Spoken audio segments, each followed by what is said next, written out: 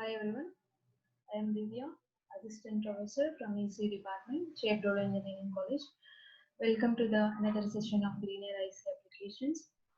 So in previous sessions, we have already discussed about what is an IC, what are the types of ICs, what is a linear IC, what is the digital IC, what are the advantages of ICs, and what is an op-amp. This is also one of the linear IC. And next, what are the packages of ICs? What is the structure of an op-amp? And what are the configurations of op-amp? So these topics we have already covered. And in this session, I am going to discuss about the open loop and closed loop configurations of op-amp in brief. So what is an open loop configuration? So in open loop configuration, there is no feedback from output to the input, as we have already discussed. So there is no connection from output to the input. And in open loop configuration, we have three modes. One is differential amplifier, another one is inverting amplifier, and third one is non-inverting amplifier. So what is a differential amplifier? In this configuration, the inputs are applied to both the inverting and non-inverting input terminals of the op-amp, and it amplifies the difference between the two input voltages. We already know the op-amp has two input terminals. One is inverting input terminal, another one is non-inverting input terminal.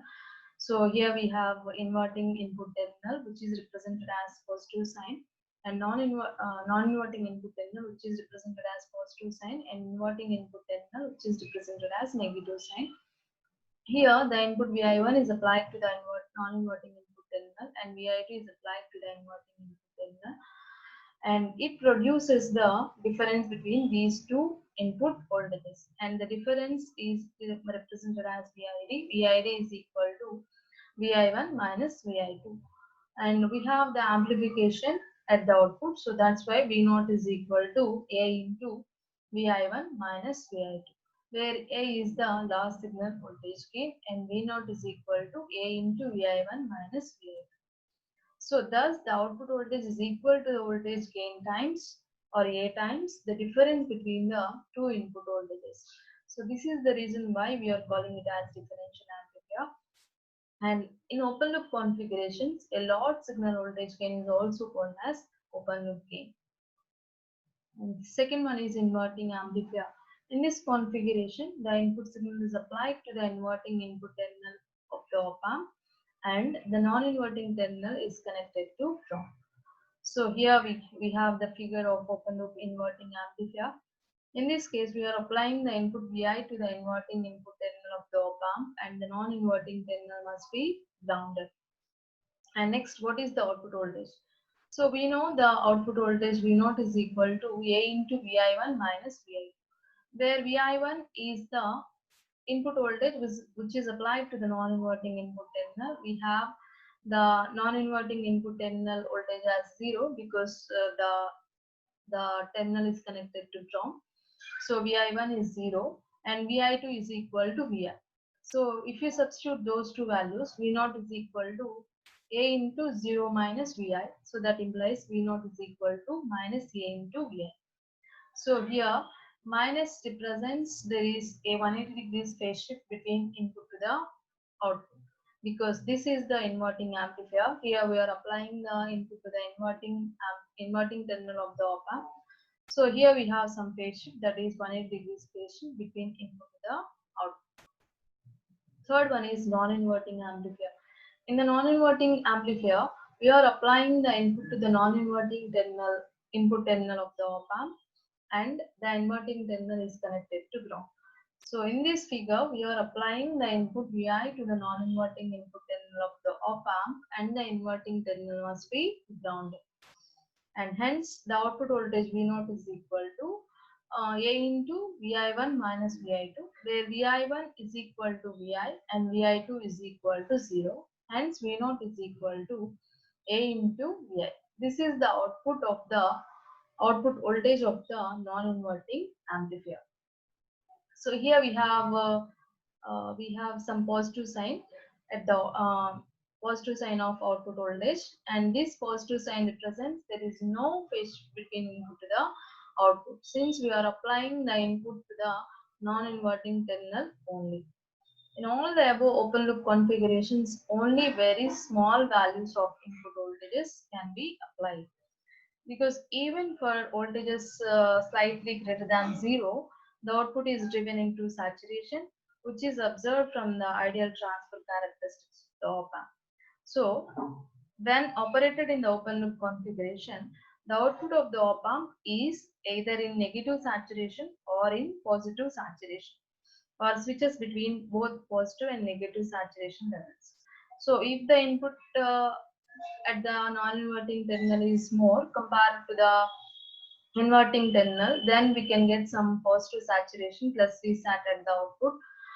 And if we have some input voltage at the inverting terminal is more compared to the non-inverting input terminal, we have some negative saturation voltage at the output, that is minus Vsat. So this prevents the use of open loop configuration of the op-amp in linear applications, and this is due to the very high open loop gain of the op-amp. So this feature actually makes it possible to amplify very low frequency signals of the order of microvolts or even less, and the amplification can be achieved accurately without any distortion. So however, signals of such magnitudes are susceptible to noise, and the application or amplification for the op-amp is almost impossible to obtain in the laboratory. So this makes the open loop configuration of the op-amp unsuitable for the AC applications. So for this reason, the op-amp in open loop configuration is only used for the non-linear applications like comparators and zero crossing detectors. So these are the limitations of what we are discussed. And next, closed loop op-amp configuration. So in this configuration, so the op-amp can be effectively utilized in linear applications by providing some feedback from output to the input, either directly or through another network. An op-amp that uses some feedback is called closed loop amplifier. Mostly used closed loop amplifier configurations are inverting amplifier and non-inverting amplifier. In inverting amplifier, as we know, the input signal is applied to the inverting terminal through some resistance R1. And we have some phase shift, 180 degrees phase shift between input to the output. And in this case, the feedback signal opposes the input signal, and the feedback is called negative feedback or regenerative feedback. Or else, if the feedback signal does not oppose the input signal, that type of feedback is called positive feedback or regenerative feedback. In this case, we are using only negative feedback. We have more advantages of negative feedback, so that's why we go for the negative feedback. Because here we are applying some input to the inverting terminal. We have some feedback from output to the input through some feedback resistance RF. Input is applied to the inverting terminal through some resistance Rin, and the non-inverting terminal is grounded. So this type of configuration is known as inverting amplifier in closed loop configuration. So here the practical inverting amplifier has finite value of input resistance, finite value of voltage gain, and finite value of output resistance compared to the ideal characteristics. Since in ideal case we have some voltage gain as infinite and input resistance as infinite and output resistance as 0, but in practical we have some values. And this circuit can be simplified by using Thevenin's equivalent circuit shown in the figure. So here the signal source, the input signal source Vi, and the resistances R1 and Ri are replaced by the Thevenin's equivalent values. So here this figure represents the equivalent circuit or of a practical inverting amplifier. And coming to the voltage gain of the practical inverting amplifier, we have some minus Rf by R1 if you apply some KVL equations, and here AR1 is very much greater than R0 plus Rf, and A is very much greater than 1. Here we have to take these type of considerations. in order to obtain the gain AV. So this gain is same as the uh, ideal inverting amplifier gain AV. Second one, input resistance. As we know, input resistance is the ratio of input voltage to the input current, VID by I1, where VID is the input difference voltage and I1 is the input current. So this is the equivalent circuit or Thevenin's equivalent circuit which we are obtaining in order to find out the input impedance RIF, and the input impedance RF is equal to RF plus R0 by 1 plus A. This can be obtained by applying KVL through this loop. And next one is output resistance. Output resistance of the op amp is equal to the ROF is equal to R0 into R1 plus RF by R0 plus R1 plus RF by 1 plus R1A by R0 plus R1 plus RF. So this output impedance can be achieved by considering open circuit output voltage and by short circuiting output current. This is same as the practical inverting amplifier equivalent circuit, just we are short circuiting the output here, and this is the output voltage, output resistance which we are obtaining from this circuit. I'm not going to discuss about the derivation part, just I am giving the values only. Next one is non-inverting amplifier. In non-inverting amplifier, we know the input signal is applied to the non-inverting terminal of the op amp, and here we have some input resistance R1 and RF. These two resistances acts as voltage divider circuit, and the voltage is applied to inverting terminal, that is called as VI2, and here the input voltage is applied to the non-inverting terminal only, and the output is in phase with the input in this case. So here this figure represents the non-inverting amplifier in closed loop configuration. Here we have a connection between input to the output. This is the equivalent circuit of non-inverting amplifier in low frequency model. Just we are substituting the values of RI, AVD and R0. That is practical op amp. In practical op amp, we have some input resistance RIs, we have some output resistance R0, we have some voltage source. Just we are substituting those three values, and we are obtaining some equivalent circuit of non-inverting amplifier. If you simplify the circuit, then we can get the output voltage AV is equal to 1 plus RF by R1.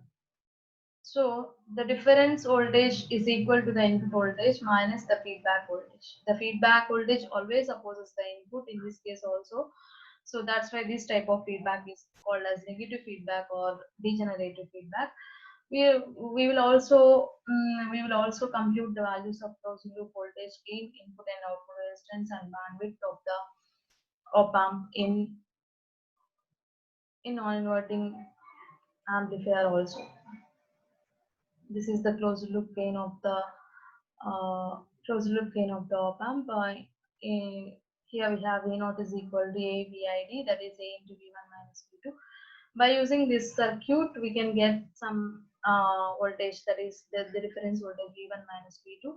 If you substitute the V1 value, so V1 is the voltage which is applied to the op amp, and V2 is which is applied to the another terminal of the op amp. If you substitute V1 and V2, then we can get some output voltage V0 is equal to A into V1 minus V2, that is 1 plus RF by R. Thank you.